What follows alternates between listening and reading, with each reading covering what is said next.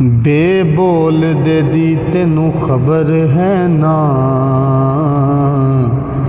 जेड़ा नित तेरे विच बोलदा ए।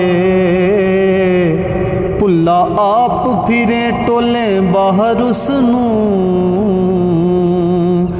वांग मुर्गियां दे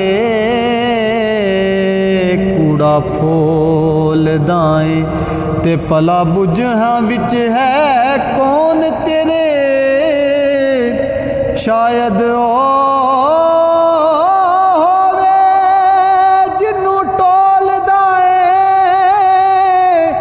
बुले शाह जुदा नहीं रब तेथों,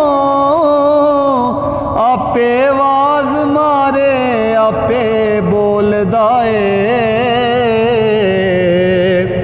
आपे आवाज मारे आपे बोलदा ए।